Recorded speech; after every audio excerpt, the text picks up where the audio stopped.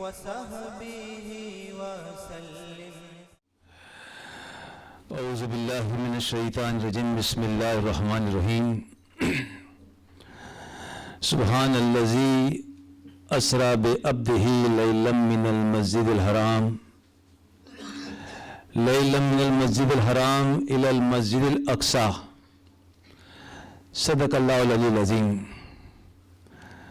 بزرگ دوستو اور میری ماں بہنوں، یہ سورہ بنی اسرائیل کی آیت آپ کے سامنے شروع کی یہ آیت ہے. سورہ بنی اسرائیل شروع کی یہ آیت ہے جس کا تھوڑا سا حصہ آپ کے سامنے میں نے پیش کیا ہے.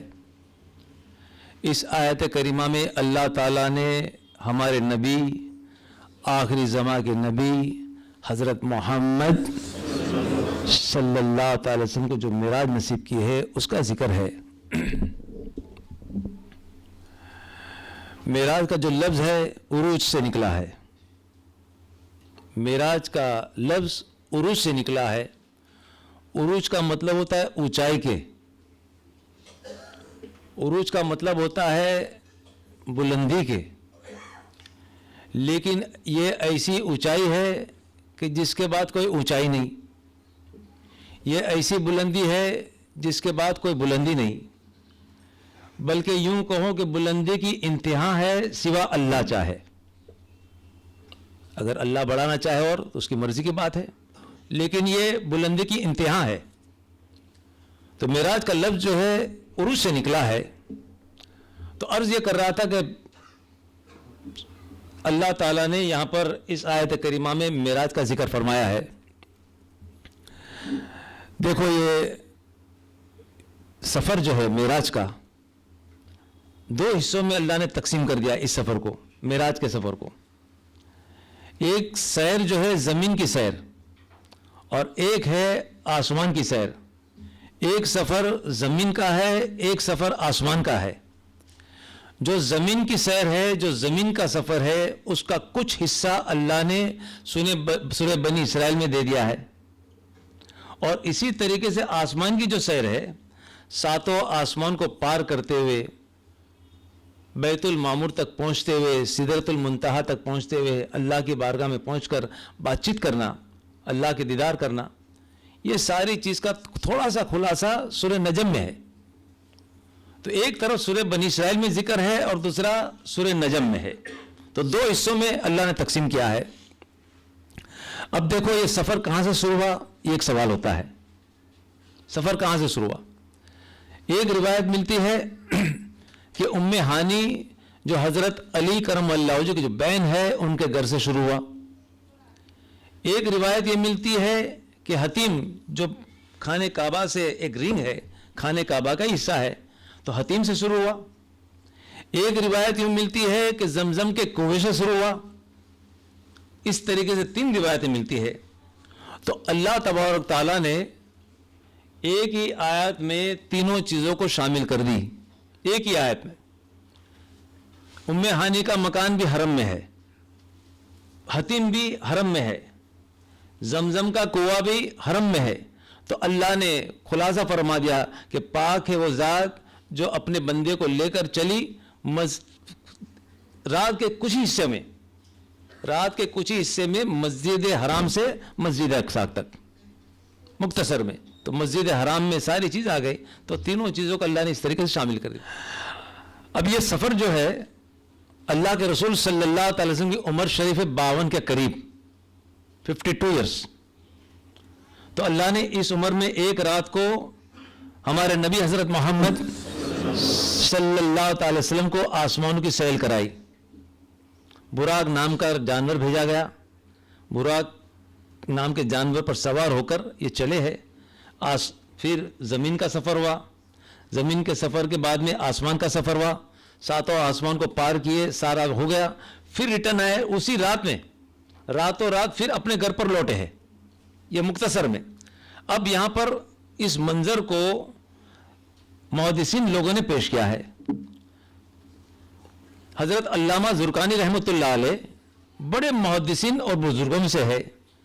وہ خلاصہ فرماتے کہ 45 صحابہ کرام 45 45 صحابہ کرام کے ذریعے سے یہ روایت ہم تک پہنچتی ہے اللہ کے رسول صلی اللہ علیہ وسلم کا معراج کا واقعہ. اور اس میں 2 صحابی ایسے ہیں جو خلاصہ کرتے ہیں کہ ہم نے خود نے نبی کریم صلی اللہ تعالی وسلم کی زبان اقدس سے پورا واقعہ ہم نے سنا ہے. یہ 2 صحابی میں ایک ہے ابو ذر غفاری رضی اللہ تعالیٰ عنہ اور ایک ہے مالک ابن صاحہ رضی اللہ تعالیٰ عنہ. 2 صحابی ہیں جنہوں نے زبان اقدس سے سنا اور لوگوں تک پہنچایا. اور اس کے ساتھ ساتھ 5 صحابی ایسے جو بالکل خدمت میں رہتے تھے, جس طریقے سے انس بن مالک رضی اللہ تعالیٰ عنہ معصوم چھوٹے بچے ہیں اور چھوٹی عمر میں حضور صلی اللہ علیہ وسلم کی خدمت میں لگے. یہ خود ارشاد فرماتے ہیں کہ میں 10 سال اللہ کے رسول کی خدمت میں رہا, 10 سال, لیکن 10 سال میں نبی کریم صلی اللہ تعالی وسلم نے مجھ کو اف تک نہیں کہا, یعنی اف کیا کرتا ہے تو, یہ بھی نہیں کہا, یہ نہیں ٹوکا کہ تو نے کیوں نہیں کیا, یہ بھی نہیں ٹوکا کہ یہ تو نے کیوں کیا اور یہ کیوں نہیں کیا. اس طرح مجھ کو کبھی نہیں ٹوکا, بلکہ نبی کریم صلی اللہ تعالی وسلم جب بھی مجھ سے ملاقات کرتے تو مسکرا کر ملاقات کرتے. اتنے مقدس صحابی, ان کے ذریعے سے بھی روایت ملتی ہے. اسی طریقے سے عبداللہ بن عباس قرآن کی تفسیر کے اونچے مقام پر ہے. حضرت عبداللہ بن عباس قرآن کی تفسیر کے اونچے مقام پر ہے. خود ارشاد فرماتے ہیں کہ اللہ کے رسول صلی اللہ تعالی وسلم نے مجھ کو سینے سے لگایا اور اللہ سے دعا کی, اللہم علمہ الکتاب, اللہم علمہ الکتاب, اے اللہ اس عبداللہ کو تیرے قرآن کے علم سے مالا مال فرما, قرآن کے علم سے تو مالا مال فرما. اللہ کے رسول صلی اللہ تعالی وسلم اس طریقے سے مجھ کو دعا دی ہے. تو حضرت عبداللہ ابن عباس وہ بھی خدمت میں رہتے تھے. اسی طریقے سے عبداللہ ابن مسعود وہ بھی خدمت میں رہتے تھے. کوفہ میں عبداللہ ابن مسعود نے علم کی بہار لگا دی. عبداللہ ابن مسعود علم پہنچانے کے لیے کوفہ پہنچے تھے اور کوفہ میں مشہور ہے, سارے لوگ ان کو تسلیم کرتے ہیں. کوفہ کی سرزمین پر علم بکھیر دیا, بڑی بہار بنا دی عبداللہ ابن مسعود. اسی طریقے سے جابر ابن عبداللہ وہ بھی اللہ کے رسول صلی اللہ تعالی وسلم کی خدمت میں رہتے تھے. اسی طرح ابو ہریرہ کہتے ہیں کہ میں بھی خدمت میں رہتا تھا, اور ابو ہریرہ کہتے ہیں مجھے کچھ کام تو تھا نہیں, نہ مجھے کھیتی کو سنوارنی تھی, نہ میرے باغ تھے, مجھ کو تو جو ملتا تھا میں کھا پی لیتا تھا اور اللہ سے یہ دعا کرتا تھا, اللہ میرے تیرے نبی کی خدمت مجھ کو عطا فرما.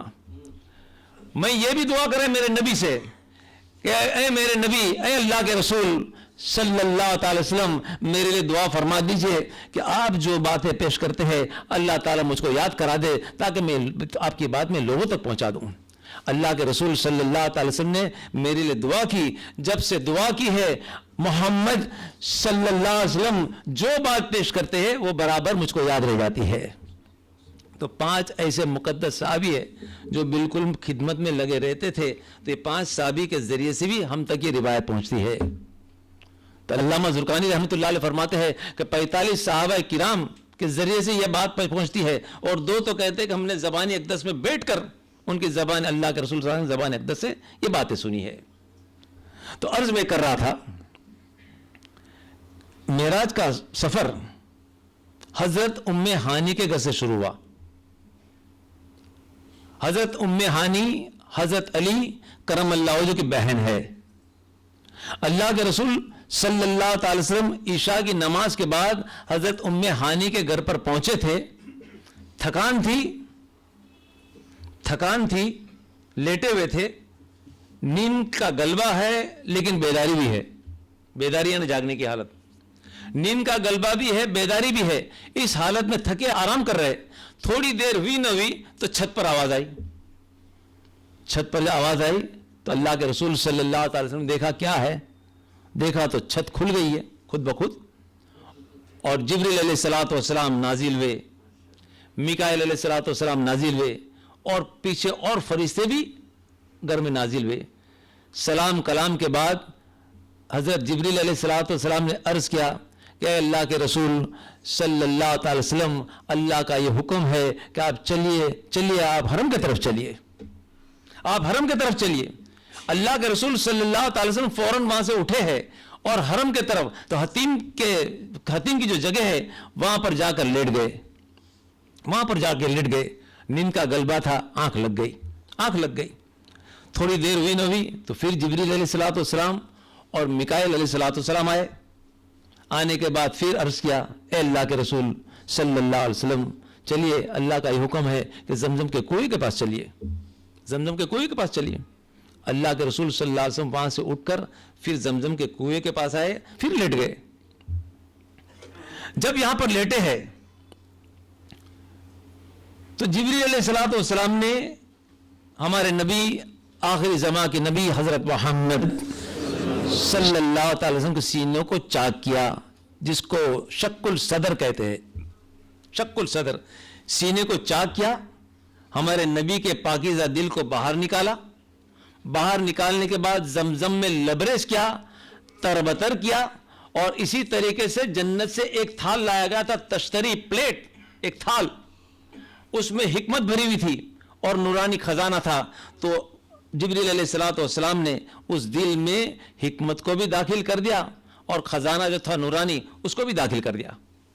جب یہ سارا کام ہو گیا اور اس کے بعد میں پھر جبریل علیہ الصلوۃ والسلام نے جیسا سینہ تھا ویسے پھر سے کر دیا. یہ شق الصدر، یہ معاملہ. اب یہ ہونے کے بعد پھر معراج کا سفر شروع ہوتا ہے. اب یہاں پر ایک سوال یہ ہوتا ہے کہ جب اللہ تعالیٰ نے جنت کی نورانی چیزیں بھیجی، حکمت کی چیزیں بھیجی، نورانی خزانہ بھیجا، تو پھر یہ دل کو زمزم کے پانی سے کیوں لبریز کیا گیا؟ کیوں جنت کی نہروں کو پانی سے لبریز نہیں کیا گیا؟ یہ ایک سوال ہوتا ہے. تو بزرگان دین نے اس کا خلاصہ کیا ہے؟ خلاصے میں یہ کہا کہ زمزم کا پانی جنت کی نہروں سے بڑھ کر ہے. زمزم کا پانی جنت کی نہروں سے بڑھ کر ہے. اب سوال ہوتا ہے کہ یہ کس طریقے سے بھائی؟ زمزم کا پانی جنت کی نہروں سے بڑھ کر، یہ کس طریقے سے؟ تو بزرگوں نے حکمت سے جواب دیا ہے کہ اس طریقے سے ہے کہ جنت کی نہریں بھی اللہ کے حکم سے ہی جاری ہوتی ہے. جنت کی نہریں اللہ کے حکم سے ہی جاری ہوتی ہے اور زمزم کا پانی بھی اللہ کے حکم سے ہی جاری ہوا ہے. دونوں پانی اللہ کے حکم سے جاری ہوئے ہیں. لیکن یہاں پر اضافت یہ ہے کہ ایک طرف تو جبریل کا پر لگا ہے اور دوسری طرف اسماعیل علیہ الصلوۃ والسلام کی ایڑیاں یہاں رگڑ گئی ہے. دونوں میں فرق ہے. اس لیے پانی کی عزت زیادہ کی، اس کی فضیلت زیادہ ہو جاتی ہے. اس لیے اللہ نے زمزم کے پانی کو حکم دیا ہے. اب ایک روایت یوں بھی ملتی ہے، یہ تو کیا ہے کہ علم کی باتیں ہے، روایتیں بھی سامنے آتی، لیکن پھر تلاش بھی ہوتی ہے. کسی چیز میں جب گہرائی پر جانے پر کچھ معلومات ہوتی ہے، کچھ راز کھلتے ہیں. جس طریقے دنیا کی چیز کے پیچھے دماغ لگاتے تو اللہ تعالیٰ اس میں مدد کرتے ہیں. جب محنت کرتا ہے بندہ مدد کرتے ہیں. دین کے سلسلے میں بھی علم کے پیچھے تھوڑا گہرائی پر جانے پر اللہ تعالیٰ رازوں کو کھولتے ہیں. اب یہاں پر ایک روایت یہ بھی ملتی ہے اور مقدس روایت ہے، زمزم کا پانی تو جبریل کے پر سے ہی نکلا ہے. زمزم کا پانی جبریل کے پر سے نکلا ہے. اب یہاں پر غور و فکر کرنے کی ضرورت ہے کہ ٹھیک ہے، جو روایت ہے بالکل برحق ہے کہ زمزم کا پانی جبریل کا پر لگا اور پھر نکلا ہے، یہ اپنی جگہ پر ہے. لیکن یہاں پر غور و فکر کرنے کی ضرورت ہے، یہاں پر تھوڑا ٹھہرنے کی ضرورت ہے، یہاں پر تھوڑا سوچنے کی ضرورت ہے، یہاں پر تھوڑا سمجھنے کی ضرورت ہے. یہ اس لیے کہ اللہ تبارک تعالیٰ نے جو حکم نازل کیا، جس طریقے سے جبریل کی پر لگی، تو جبریل علیہ الصلوۃ والسلام امین ہے، امانت دار ہے، اپنی مرضی سے کچھ نہیں کرتے. جبریل علیہ الصلوۃ والسلام تو اللہ کی مرضی سے ہی چلتے ہیں، ذرا برابر بال کے برابر اونچ نیچ نہیں کرتے. جو اللہ کا حکم ہوتا ہے اسی مطابق چلتے ہیں. اگر جبریل چاہتے تو صفا پر پر مار دیتے، جبریل چاہتے تو مروا پر پر مار دیتے، اگر جبریل چاہتے تو عرفات کے میدان میں پر مار دیتے. اس لیے کہ سارے حاجی ایک ہی جگہ پر ایک ہی دن میں سارے کے سارے حاجی وہاں پر جمع ہوتے، اللہ سے معافی مانگتے ہیں، تو سب سے زیادہ تو وہاں جمع ہوتے ہیں. تو جبریل علیہ الصلوۃ والسلام چاہتے تو عرفات کے میدان میں پر مار دیتے، مزدلفہ میں، مینا میں مار دیتے. لیکن نہیں، اللہ کا یہ حکم تھا کہ اے جبریل، پر لگے گی تو اسماعیل کی ایڑیوں پر ہی لگے گی، پر لگے گی تو نہ صفا پر لگے گی نہ مروا پر لگے گی نہ عرفات پر لگے گی، پر لگے گی تو میرے چنندہ جو بندہ ہے اسماعیل کی ایڑیوں جہاں رگڑ رہی ہے وہیں پر لگے گی۔ میں اس بندے کو عزت دینا چاہتا ہوں، اور جو بندے کو اللہ عزت دینا چاہے بتاؤ اس کی عزت کو کون روک سکتا ہے؟ اللہ نے حکم فرما دیا اے جبریل پر تو وہی لگے گے، یہ میرے خلیل کی اولاد ہے، یہ ابراہیم کی اولاد ہے، ابراہیم کو میں نے پسند کر لیا، اسماعیل کو میں نے پسند کیا، ابراہیم کو قبول کیا، اسماعیل کو قبول کیا، پورے پریوار کو قبول کیا، اے جبریل پر تو یہی لگانا جہاں پر اسماعیل اپنی ایڑیاں رگڑ رہے ہیں۔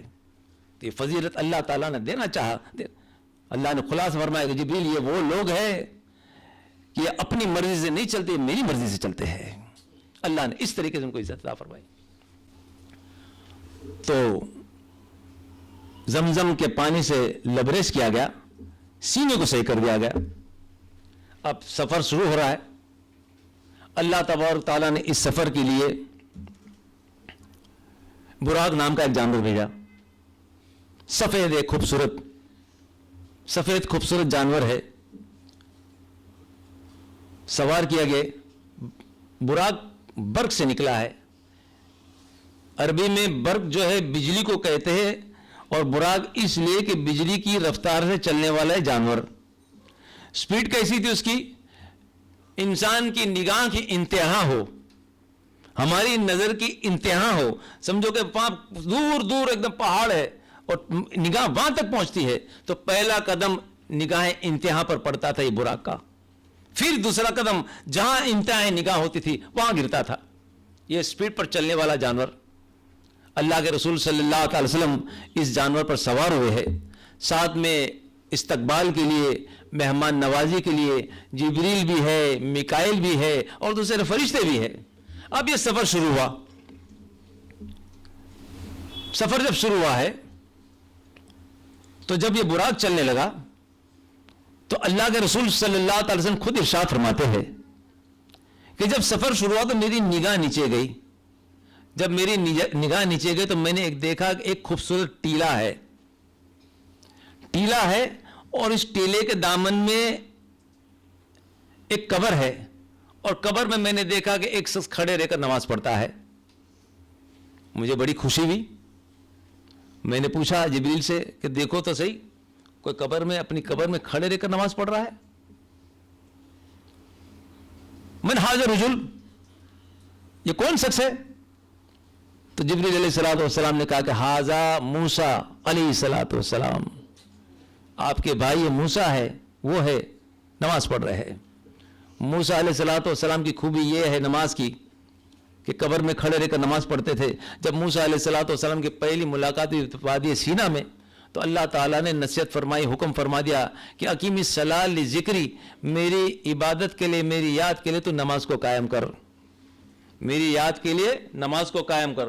تو موسیٰ علیہ السلام کو جب حکم ملا جب تک سرزمین پر رہے، دنیا کی سرزمین عالم دنیا میں رہے تو اللہ کی عبادت کرتے رہے، نماز پڑھتے رہے، نماز پڑھتے رہے، نماز پڑھتے رہے، یہاں تک کہ اس دنیا سے رخصت ہوئے، عالم برزخ میں گئے تو عالم برزخ میں بھی نماز شروع کر دی۔ یہ بھی اللہ کی قدرت ہے۔ انسان کی سوچ، انسان کی سوچ بوجھ جہاں انتہا پر پہنچتی ہے، اس کے آگے کچھ سوچ نہیں سکتا، وہاں پر اللہ کی قدرت چلتی ہے، وہاں پر اللہ کی قدرت۔ لوگوں کو تعجب ہوتا ہے کہ موسیٰ اس دنیا سے رخصت ہو گئے، وہاں کھڑے رہ کر نماز پڑھتے ہیں، تو اللہ کی قدرت ہے۔ جس طریقے سے عیسیٰ علیہ السلام مردوں کو زندہ کرتے تھے اللہ کے حکم سے، سورہ مائدہ میں 110 نمبر کی آیت ہے، اذا تخرج الموتى باذنی، سورہ مائدہ 110 نمبر کی آیت میں وہاں پر اللہ نے ذکر فرمایا کہ یاد کر میرے احسانوں کو۔ عیسیٰ علیہ السلام کسی بھی قبر کے پاس کھڑے رہ جاتے تھے، قم باذن اللہ، اللہ کے حکم سے کھڑا ہو جا، تو مرنے والا کھڑا ہو جاتا تھا، تو وہ ہڈیوں کی حالت میں نہیں، کفن کی حالت میں نہیں، جس طرح اوریجنل پوزیشن تھی اسی پوزیشن میں کھڑا ہو جاتا تھا۔ تو جب عیسیٰ کی آواز پر، عیسیٰ کی بات پر قم باذن اللہ، اللہ کے حکم سے کھڑا ہو جا، تو ایک اللہ ایک بندے تو ہے، ایک بندے کی آواز پر جب بندہ کھڑا ہو جاتا ہے تو کیا اللہ کی قدرت نہیں کہ موسیٰ کو کھڑا کر دے قبر میں؟ تو قبر میں یہ نماز پڑھ رہے تھے موسیٰ علیہ السلام، اللہ کے رسول صلی اللہ علیہ وسلم بڑے خوش ہو گئے۔ اب قافلہ آگے چلا ہے، قافلہ آگے بڑھتے گیا تو یثرب کی زمین پر ٹھہرا ہے، اللہ के हुक्म से यसरब। अल्लाह के रसूल सल्लल्लाहु अलैहि वसल्लम ने वहां पर नमाज अदा की। नमाज अदा करने के बाद जिब्रील अलैहिस्सलातु वस्सलाम ने कहा, ए अल्लाह के रसूल सल्लल्लाहु अलैहि वसल्लम, ये जगह आपकी हिजरत की जगह है, ये जगह आपकी हिजरत की जगह, यानी मक्के से मदीना चले थे हिजरत करते हुए, ये यसरब, मदीना का पूरा नाम यसरब है, आज मदीनातुल मुनव्वरा है। अब यहां पर हुआ, इसके बाद आगे सफर चला है, काफिला आगे बढ़ा। जब आगे बढ़ा है तो मूसा अलैहिस्सलातु वस्सलाम वादी सीना में जहां पर अल्लाह ताला कलाम करते थे वहां पर पहुंचे। वहां पर जाकर अल्लाह के रसूल सल्लल्लाहु अलैहि वसल्लम ने नमाज अदा की है। इसलिए मूसा अलैहिस्सलाम ने जब बात की है तो मूसा अलैहिस्सलाम को कलीम कहते हैं। कलीम कहते हैं बात करने वाले को। बात तो हम भी करते हैं, कलीम इसलिए कि अल्लाह से बात की, अल्लाह ने इनसे बात की, कलीम अल्लाह से बातचीत की। अब यहां से जब आगे बढ़े हैं, आगे जब बढ़े हैं तो मदायन पहुंचे हैं। मदायन जब पहुंचे तो मदायन हजरत शोएब अलैहिस्सलाम का इलाका है। वहां पर भी अल्लाह के रसूल सल्लल्लाहु अलैहि वसल्लम की सवारी उतरी है, वहां पर भी नमाज अदा की है। यहां से जब आगे बढ़े हैं तो बैतुल लहम में रुके, बैतुल लहम में रुके हैं तो वहां पर भी नमाज अदा की है। ये ईसा अलैहिस्सलाम पूरब की तरफ, ये ईसा अलैहिस्सलाम की पैदाइश की जगह है, वहां पर भी अल्लाह के रसूल सल्लल्लाहु अलैहि वसल्लम नमाज अदा की। अब यहां पर नमाज अदा करने के बाद फिर जब सफर शुरू हुआ है, तो जब सफर शुरू हुआ तो सीधा काफिला कहां पहुंचा? मस्जिद अक्सा तक। मस्जिद अक्सा, जैसे अल्लाह ताला ने कुरान में खुलासा फरमाया कि मस्जिद हराम से यानी खाने काबा से मस्जिद अक्सा तक पहुंचा दिया अल्लाह ने बंदे को। अल्लाह के रसूल सल्लल्लाहु अलैहि वसल्लम की जब सवारी रुकी है मस्जिद अक्सा के बाहर, तो हमारे नबी ने सवारी की रस्सी को, नकील को एक खूंटे से लगा दी, एक खूंटे से बांधी। जिब्रील अलैहिस्सलाम ने देखा कि खूंटे से जब बांधी तो मुस्कुराने लगे। हुजूर सल्लल्लाहु अलैहि वसल्लम देखकर पूछते कि ऐ जिब्रील क्या बात है, किस बात के लिए मुस्कान है? तो कहा कि अल्लाह के रसूल सल्लल्लाहु अलैहि वसल्लम इसलिए मेरे चेहरे पर मुस्कान है कि खुदा पाक की कसम, जितने पैगंबर हैं मैं तो पहले से चलता हूं, मैं तो आदम के जमाने से चलता हूं, लेकिन जितने पैगंबर इस जगह पर आए हैं और जिन जिन लोगों ने अपने सवारी को बांधी है तो इसी खूंटे पर बांधी, और इसी तरीके से आप भी जब आए तो इसी खूंटे पर बांधी है, तो इसलिए मेरे चेहरे पर मुस्कान आ गई। अल्लाह के रसूल सल्लल्लाहु अलैहि वसल्लम फिर हुज़ूर पाक सल्लल्लाहु अलैहि वसल्लम मस्जिद अक्सा में दाखिल हुए। कहते कि मैं और जिब्रील मस्जिद अक्सा में दाखिल हुए, हमने दोनों ने 2-2 रकात नमाज अदा की। अल्लाह के रसूल सल्लल्लाहु अलैहि वसल्लम फरमाते हमने दोनों ने 2-2 रकात नमाज अदा की। 2-2 रकात नमाज अदा करने के बाद जब सलाम फेरी है और जब पलट कर देखते हैं तो अल्लाह ताला आदम अलैहिस्सलाम से लेके ईसा अलैहिस्सलाम तक जितने पैगंबर सबको शामिल कर दिया, सबको शामिल कर दिया। अब ये ताजुब होता है ना, हमारी खोपड़ी जरा अलग चलती है, इल्म अलग चीज है, अल्लाह की कुदरत अलग चीज है, अल्लाह की ताकत अलग चीज है। एक है आलम दुनिया, ये दुनिया का आलम, लेकिन पूरी दुनिया का आलम समझ नहीं सकते, आसमान का आलम अलग है। एक है आलम दुनिया, दुनिया में आने के बाद मौत हो जाती है, वो है आलम बरज़क, आलम बरज़क। एक है रूहों का आलम, वो आलम अरवाह है, वहां रूहें रहती है।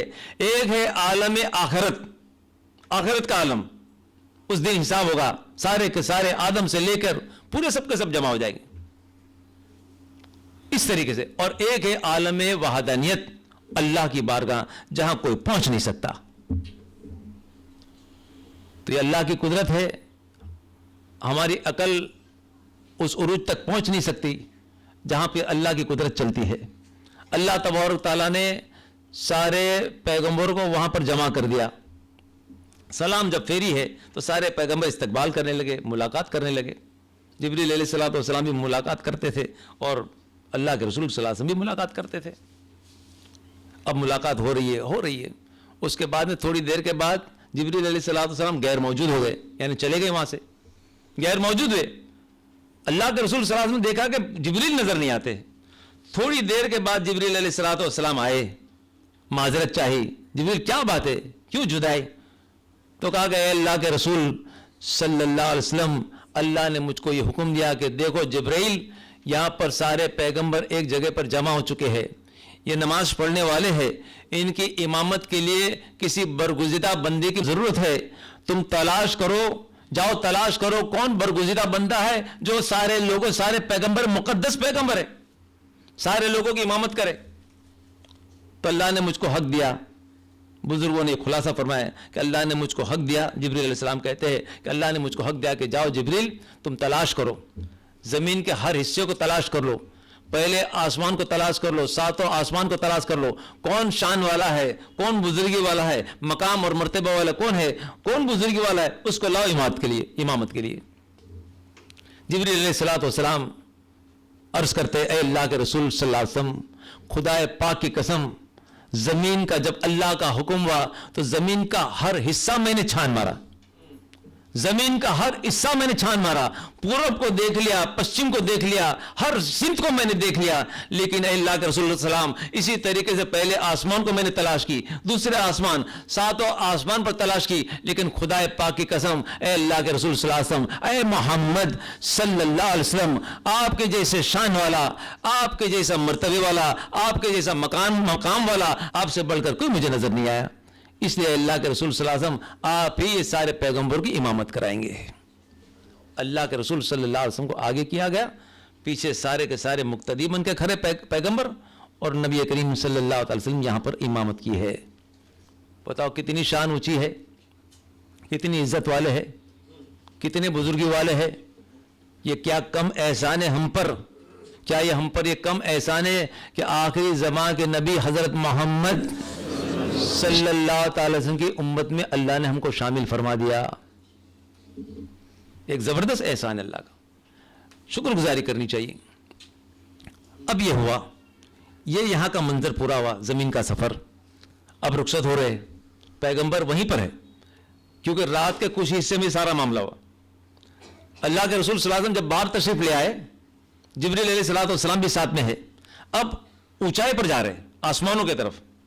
رف رف نام کا انتظام اللہ نے کیا, وہ تو اللہ کا انتظام, تو یہ اللہ کی قدرت ہے. تو رف رف نام کا انتظام تھا, اب یہ چڑھ رہے آسمان کی طرف. پہلے آسمان پر جب پہنچے اللہ کے رسول صلی اللہ علیہ وسلم اور جبریل علیہ الصلوۃ والسلام, تو ہانک دی دربان کو, پہلے آسمان کے, جیسے ہم نوک کرتے ہیں نا, نوک کیا, ہانک دی. تو فرشتہ پوچھتا ہے من, عربی میں یعنی کون ہے, من, انا جبرائیل, انا جبرائیل.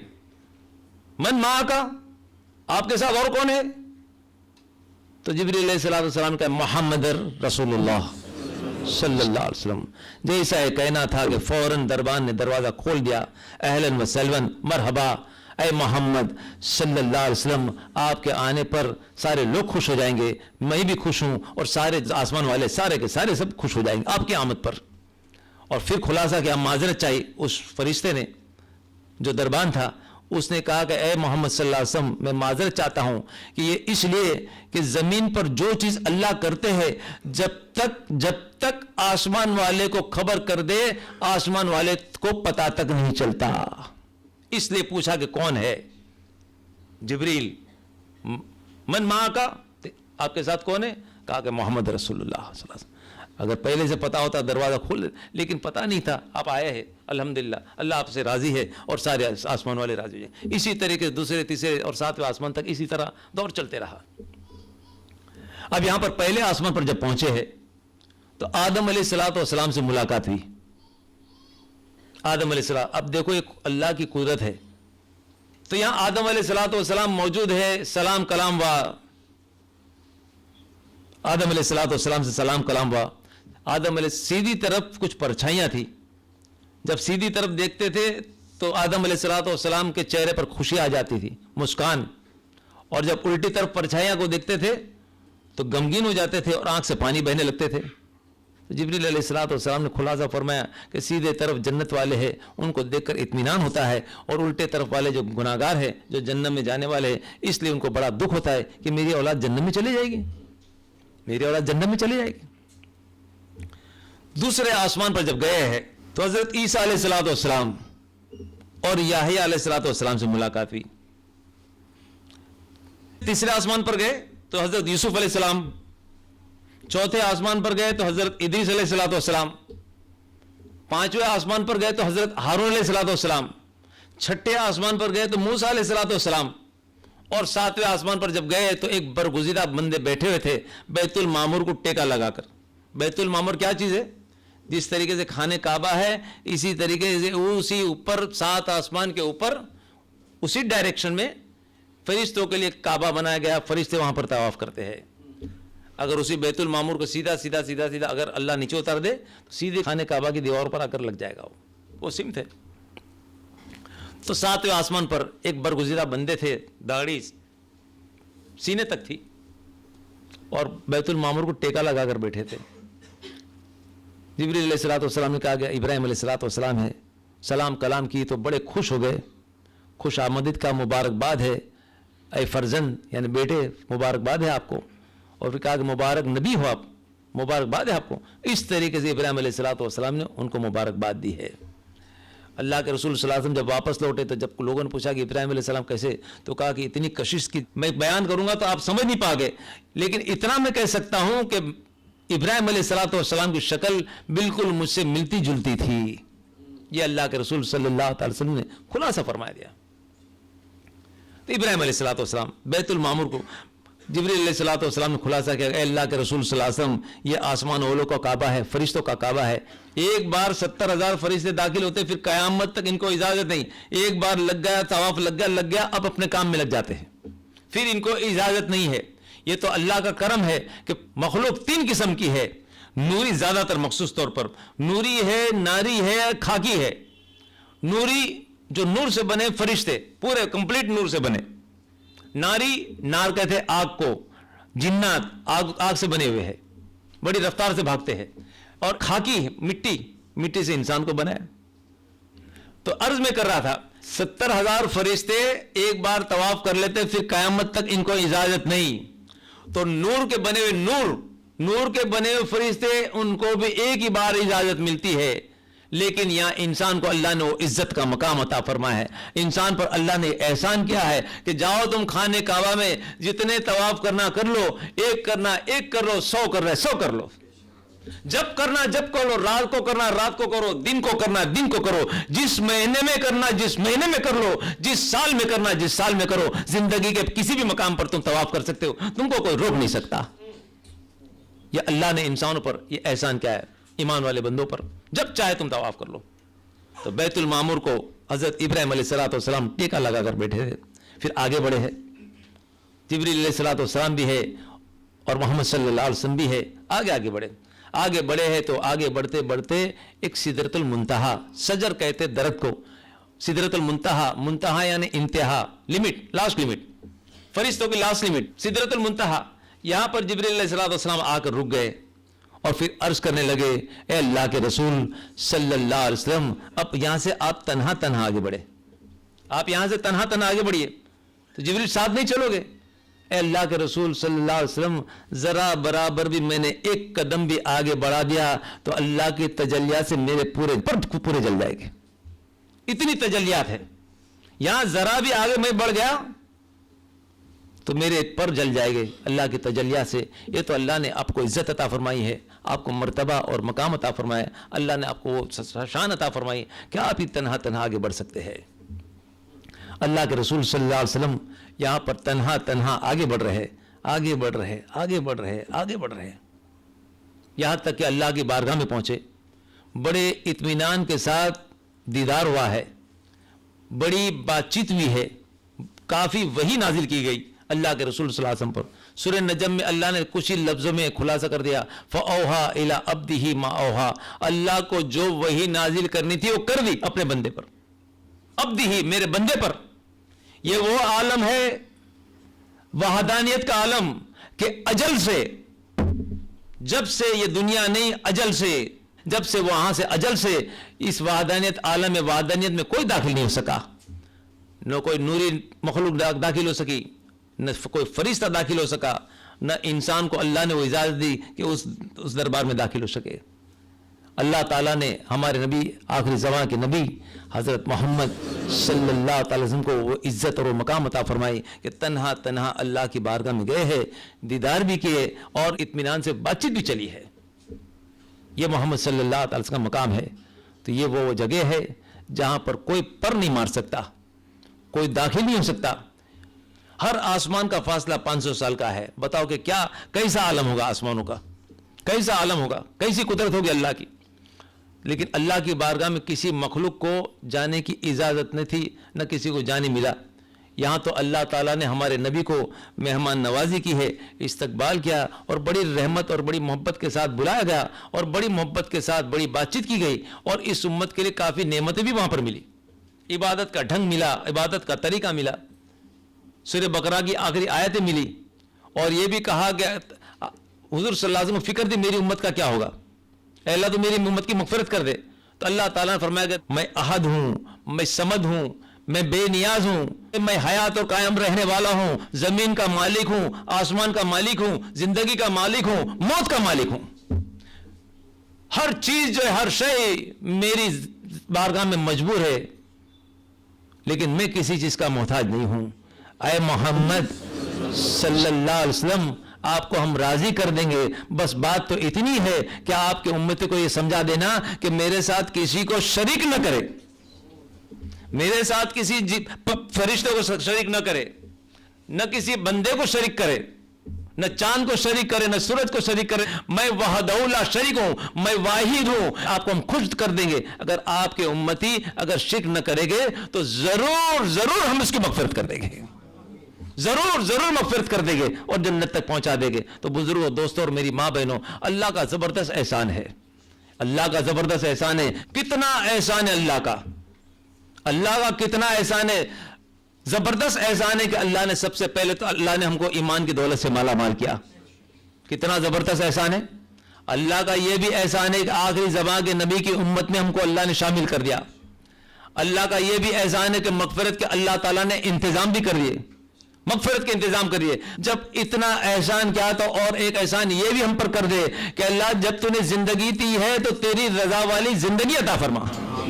جب تو نے زندگی دی ہے تو تیری رضا والی زندگی عطا فرما, تیرے رسول کی رضا والی زندگی عطا فرما.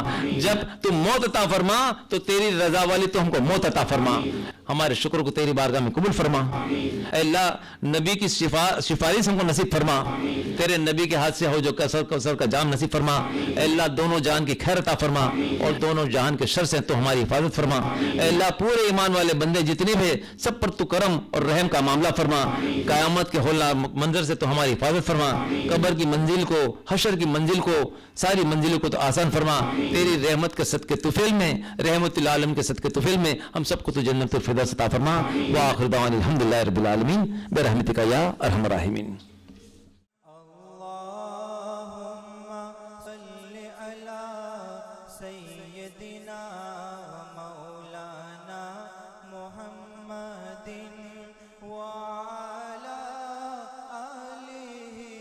وصحبه وسلم.